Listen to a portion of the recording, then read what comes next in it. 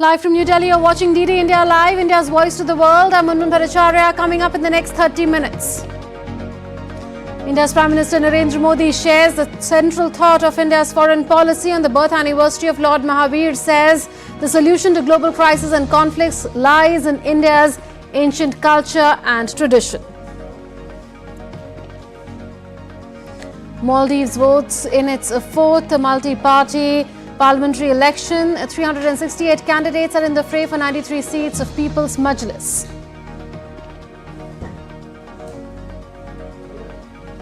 US House of Representatives approves legislation to provide $95 billion of security assistance to Ukraine, Israel and Taiwan. Bill goes to the Senate. Russia accuses US of using Ukrainians as cannon fodder. 23 Chinese swimmers were allowed to compete in the Tokyo Olympics despite testing positive for a banned drug.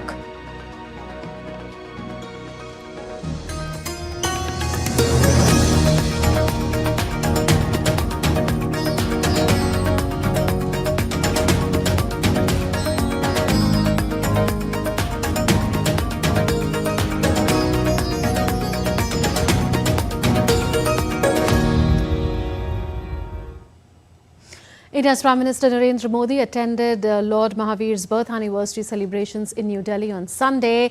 There he stressed on India's commitment to global well-being. Akshay Dongre reports from New Delhi.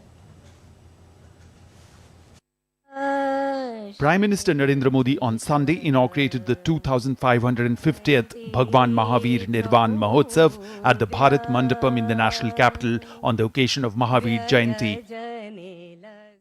He also released a commemorative stamp and coin at the event. Addressing thousands of people who had come to Bharat Mandapam for the festival, PM Modi said, हम 2500 वर्ष बाद भी आज भगवान महावीर का निर्वाण दिवस मना रहे हैं।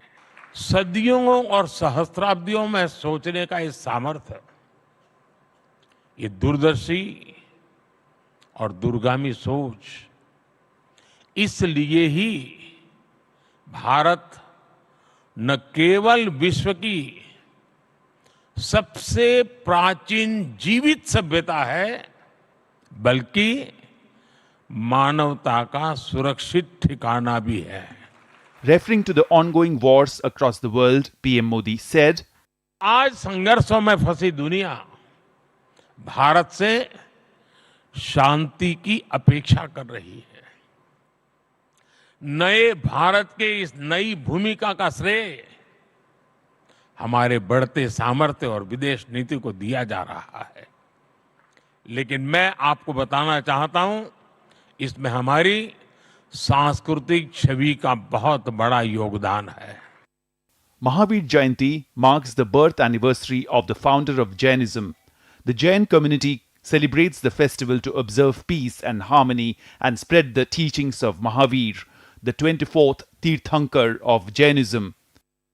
Mahavir Jayanti is celebrated by taking a procession with Mahavir's idol on a chariot and people reciting religious songs on the way. Jains also celebrate this day by doing charity, praying, observing fasts, visiting Jain temples, conducting mass prayers and meditating. Akshay Dongre's report for DD India. Let's now get you the latest on the world's largest democratic election in India.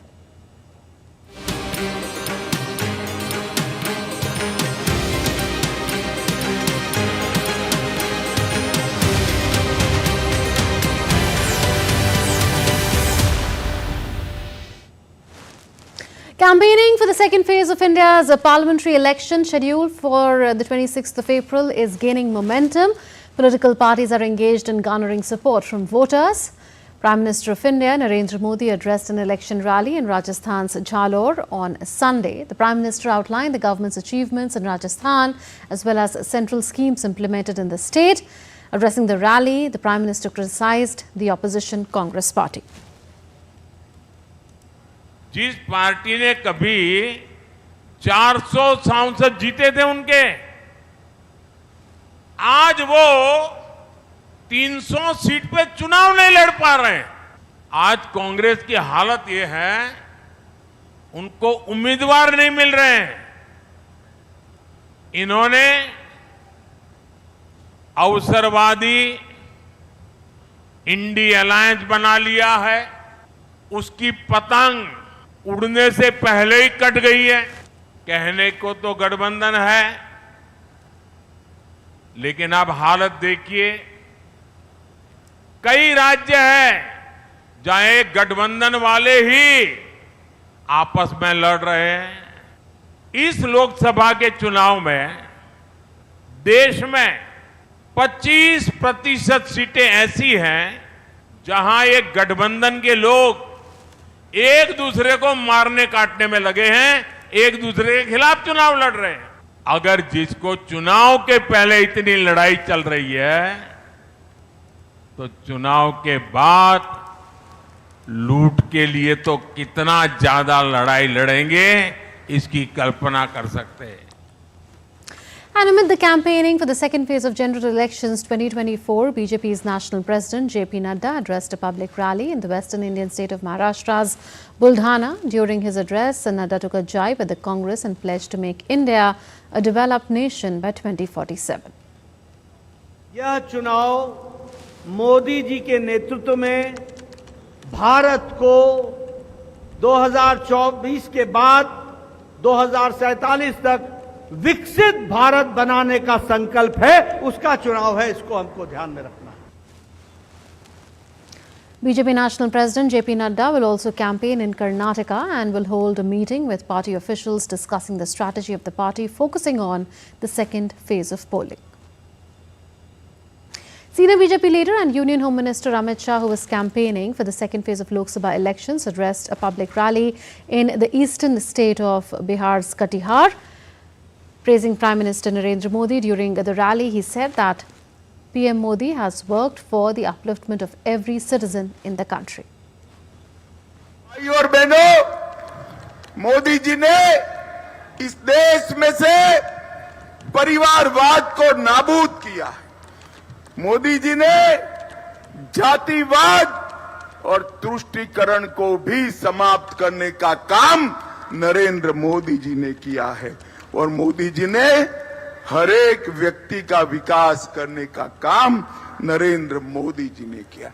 ये 10 साल के अंदर मोदी जी ने गरीबों के जीवन में बहुत बड़ा परिवर्तन लाने का काम किया है। Leaders of the opposition alliance are also crisscrossing states to garner support in favor of their candidates. The India Alliance leaders held a joint rally, Ulgulan or Revolution Rally in Ranchi in the Indian state of Jharkhand. Congress leader Rahul Gandhi, who was to participate in that opposition bloc rally in Ranchi, did not attend the meeting due to illness. The opposition bloc alliance rally in Jharkhand was attended by other alliance leaders, including Congress President Mallikarjun Kharge, Samajwadi Party leader Akhilesh Yadav, RJD leader Tejasvi Yadav, Sunita Kejriwal, wife of Delhi Chief Minister Arvind Kejriwal, and Kalpana Soren, wife of jailed former Chief Minister Hemant Soren, among others. भाई हेमंत सोरेन जी को jail में डाला गया, Sanjay Singh ji jail रह करके आ रहे हैं और केजरीवाल जी को जेल डाला गया। इससे पहले मेरे पिता को जेल भेजा गया। हम पे कई केस मुकदमे हुए, लेकिन हमारा गठबंधन का कोई नेता इस बीजेपी के गिदड़ भपकी से डरने वाला नहीं है। Well, Congress General Secretary Priyanka Gandhi Vadra addressed an election meeting in favor of Congress candidate Bhupesh Baghel in Rajnandgaon constituency of Chhattisgarh. Earlier, before going to Ranchi in Jharkhand, Congress President Mallikarjun Kharge addressed a rally of the Congress party in Satna in Madhya Pradesh. ये 102 सीटों पर जो voting हो गई है, इसमें India alliance को भारी बहुमत मिले। जहां हम जा रहे हैं वहां पर लोगों के प्रमुख मुद्दे ये हैं कि बेरोजगारी। Congress's senior leader P. Chidambaram held a press conference in the capital of the southern Indian state of Kerala. He said that the Congress will win all the seats in Kerala and Tamil Nadu in the Lok Sabha elections. Chidambaram also said that the CPIM has no special role in this election and is restricted to 1 or 2 states. CM cannot apply double standards. He is making accusations. There is a vast difference between accusation and conviction. In India, the law is, at least so far, every person is presumed innocent until found guilty. Mr. Pinarayi Vijayan, Honorable CM of Kerala, should not make accusations. If there is a case, the case will go on. The judgment will come. And then we can decide whether a person is guilty or not. How can you make accusations? I have never made accusations against anyone. The Communist Party of India Marxist leader Sitaram Yechuri also addressed a public rally in Kerala's Trivandrum.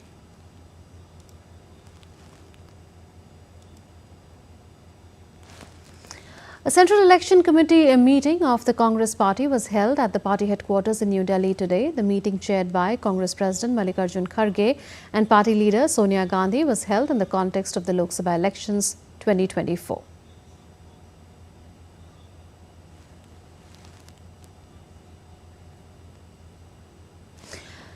International news now. Polling is underway for Maldives Parliament, the People's Majlis, today. In the 4th multi-party parliamentary elections, the archipelago nation is electing representatives from 368 candidates across 93 constituencies. Over 2.8 lakh voters are exercising their franchise at 602 polling stations, including 3 polling stations abroad in Colombo, Sri Lanka, Thiruvananthapuram in India, and Kuala Lumpur in Malaysia. The polls are being seen as a crucial litmus test for the incumbent president, Dr. Mohammad Mursi's party, which has been under fire by the opposition for its policies. Venezuela's major opposition coalition will back Edmundo Gonzalez for president in July's election. A prominent Venezuelan opposition member, Maria Corina Machado, who was barred from running as a candidate, posted a video on Saturday backing former diplomat Edmundo Gonzalez to run against President Nicolas Maduro. Gonzalez's candidacy was finalized on Friday, a day before a Saturday deadline to replace him with someone else. Several other potential contenders were either barred from office or prevented from registering. Venezuela's top court upheld a ban on Machado from holding public office. Still to come on this edition of DD India Live. After US House passes an aid bill for Ukraine and Israel, Russia warns America of humiliation similar to what it had faced in Vietnam and Afghanistan. US House votes to ban TikTok if it doesn't cut ties to China. 2 killed in a shooting at a block party in Tunisia in United States.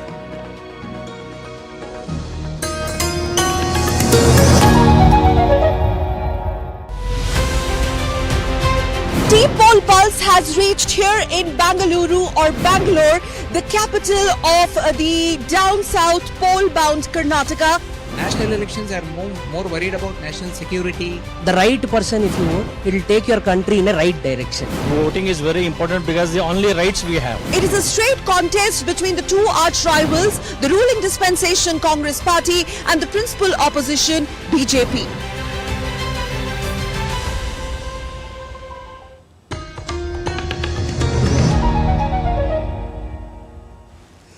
Welcome back. You're watching DD India News Hour with me, Munmun Bhattacharya. The US House of Representatives has passed a series of bills that are expected to provide much-needed aid to Ukraine and Israel. The passage of the 4 bills comes after weeks of stalling by Republican lawmakers. The Senate still needs to vote on the legislation. Nick Harper reports from Washington. Well, it's taken many months and plenty of political wrangling, but that enormous $96 billion foreign aid package has now passed the House of Representatives, where it has been languishing for weeks. The only way that the House Speaker, Republican Mike Johnson, was able to get this passed was by breaking it up into 4 individual aid packages, essentially based on different regions. So the largest proportion of that money, 61 billion, went to Ukraine, about 26 billion to Israel. Taiwan and allies in the Indo-Pacific got 8 billion, and then there was a separate bill that looked at a whole range of different issues, including a potential ban on the app TikTok, sanctions on Iran, China, and also looking to seize Russian assets. That, in many ways, was a way to sweeten the deal to help the hardline conservatives that have been fighting this aid package for many weeks to try and help to get them on board. But bear in mind, many of them still voted against these 4 bills, and the only way that the House Speaker was able to get it passed was by relying on the Democrats in the House of Representatives. These are not normal times, they're not. The world is destabilized, and it's a tinderbox. It's a dangerous time. 3 of our primary adversaries, Russia and Iran and China, are working together, and they're being aggressors around the globe. And they're a global threat to our prosperity and our security. Their advance threatens the free world, and it demands American leadership. If we turn our backs right now, the consequences could be devastating. So this afternoon, the House acted, and we sent over to the Senate, and it will be transmitted shortly, our supplemental national security legislation. And that now could potentially cost Mike Johnson, a Republican, his job as Speaker of the House. There is a threat to oust him. At least 3 Republicans have come forward threatening a potential vote, a vote that could come in the coming days. And if there is enough support, we could see him thrown out of the job, a job he's only been in for several months. Now, this has passed the House of Representatives, these 4 foreign aid bills. They'll now be moving on to the Senate, and we're expecting votes as early as Tuesday. We're likely to see a swift package, in particular the aid for Ukraine, Israel, and for Taiwan. And the US President Joe Biden has said as soon as it gets to his desk, he will sign off on these, giving much needed aid packages to those foreign conflicts, aid that President Biden is fighting for and has been wanting to try and get passed for many months now. Nick Harper in Washington, reporting for DD India. U.S. leaders ranging from Democratic President Joe Biden to top Senate Republican Mitch McConnell had all been urging embattled Republican House Speaker Mike Johnson to bring the bill up for a vote. U.S. President Joe Biden said in a statement that the bill comes at a moment of grave urgency, with Israel facing unprecedented attacks from Iran and Ukraine under continued bombardment from Russia. The legislation now proceeds to the Democratic majority Senate, which passed a similar measure more than 2 months ago. The Senate is expected to pass the measure next week, sending it to Biden to sign into law. The Kremlin has reacted angrily to news that the U.S. Congress has approved an aid package for Ukraine. Russia said on Sunday that Washington is wading deeper into a hybrid war with it that would end in a humiliation on par with Vietnam or Afghanistan. Russian Foreign Ministry spokeswoman Maria Zakharova said that it was clear that the United States wanted Ukraine to fight to the last Ukrainian, including with attacks on Russian sovereign territory and civilians. DD India's Dasha Cherneshova has sent this report from Moscow. According to the Kremlin spokesman, Ukraine will get poorer, it will be ruined because the operation of Moscow will have to continue and Moscow will have to destroy more weapons supplied by the Western countries to Ukraine, and that means the loss of even more Ukrainian soldiers. At the same time, according to the rhetoric we are getting here from Moscow, the United States will only get richer because those will be the US corporations, the US weapon producers that will be getting more and more money from the US budget as they will be sending those weapons to Ukraine. In the meantime, Moscow does insist that no matter how much Ukraine gets aid from the United States or other countries or NATO, the operation will one way or another achieve its goals. in the Ukraine bill, which provides for the $60 billion of aid that will be provided to Ukraine. The $23 billion will be used by Washington to replenish its military stockpiles that will be opening the door to more US weapon supplies to Ukraine. We also understand that $14 billion would go to the Ukrainian Security Assistance Initiative, in which Pentagon buys advanced new weapons to Ukraine. And also we understand that there is the provision of $11 billion to fund current US military operations in the region. But also a very important provision that has been made in this document is the possibility of freezing Russian assets. And to this, the Kremlin has reacted critically, saying that would lead to the flight of the investors from the US stock market. Ukrainian President Volodymyr Zelensky expressed gratitude to the US after the House passed a bill providing additional funds to Ukraine in its ongoing conflict against Russia. Zelensky said the support still to be approved by the US Senate will be used by his country to bring a just end to this conflict.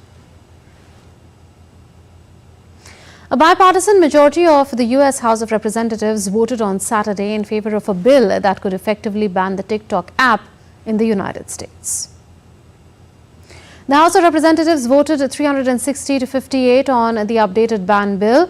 The initial version of the bill had faced a roadblock in the Senate before this move. Earlier, a standalone bill with a 6-month deadline for selling TikTok had received overwhelming bipartisan support in the House back in March. Both Democrats and Republicans had expressed concerns about national security due to the app's ownership by the Chinese tech company. Also, the revised legislation will now head to the Senate. At least 2 were killed and 6 were injured in a shooting at a block party in Tennessee of the United States. Police said the shooting happened at a block party where up to 300 people had gathered. The investigation into the shooting remains ongoing. The United States marks the 25th anniversary of Columbine shooting. 25 years ago, a shooting incident shook Colorado.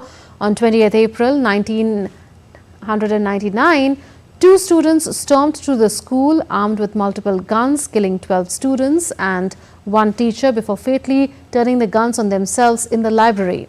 In 1999, the nation watched in horror that day as television aired live images of students fleeing the building while police surrounded it. Bloodied students were attended to by first responders, and others tearfully embraced each other as terrified parents arrived at the school waiting for news about their children. 2 Palestinian attackers tried to shoot and stab Israeli soldiers in the occupied West Bank on Sunday. In response with this, Israeli soldiers responded with live fire and neutralized both attackers. There was no immediate comment from Palestinian officials. Meanwhile, thousands of Israeli demonstrators across Israel and Jerusalem to the streets on Saturday to call for new elections and demand more action from the government to bring back the hostages. And now a big revelation has happened. The World Anti-Doping Agency, or WADA, has confirmed reports that 23 Chinese swimmers tested positive for a banned drug before the 2021 Tokyo Olympics, but no action was taken. WADA has said that it accepted the Chinese findings, that this was due to substance contamination, quote unquote. The swimmers tested positive for the banned substance trimetazidine, and that was months before the COVID-delayed games, which began in the Japanese capital in July 2021. China's anti-doping agency, CHINADA, called the reports misleading and said the positive results had been inadvertent. It said the swimmers had tested positive for extremely low concentration. China also claimed that they were inadvertently exposed to the substance through contamination. China's 30-member swimming team won 6 medals at the Tokyo Games, including 3 golds.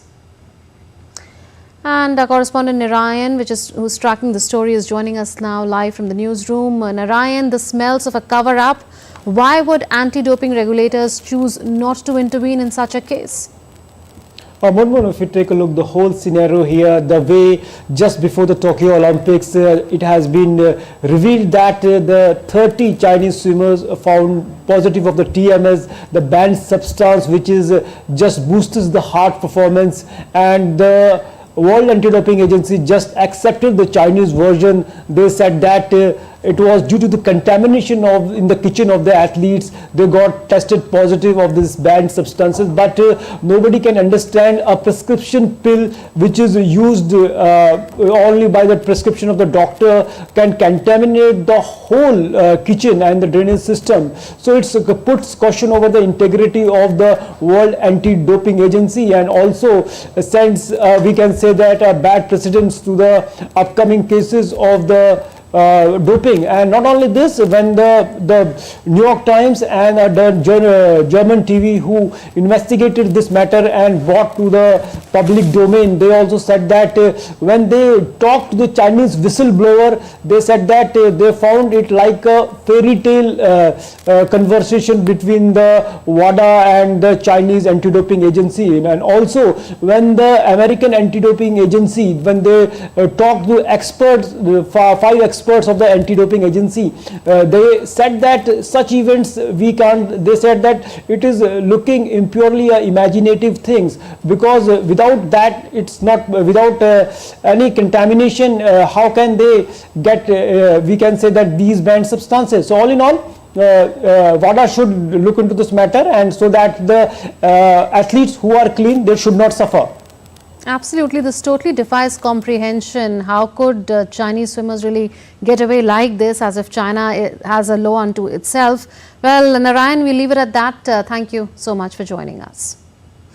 As an outreach to the Assam Rifles veterans, the Directorate General of Assam Rifles, in association with the Assam Rifles Ex-Servicemen Association, has inaugurated the first Ereza Centre in India's western city of Nashik on Sunday. The centre is dedicated to provide welfare facilities and support services to Assam Rifles veterans of the state. Lieutenant General Pardeep Chandra Nair inaugurated the centre. The ceremony was followed by ex-servicemen rally with the aim to bring together ex-servicemen, Veer Naris, their families and dependents, and honour the contributions of veterans.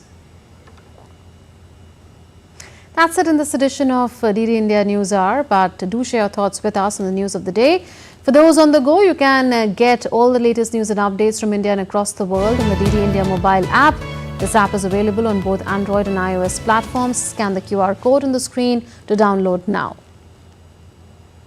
We'll be back with more news as it breaks here on DD India. I'm Unveils Bhattacharya. From all of us in Delhi, thanks to all of you for watching DD India Live. Namaskar.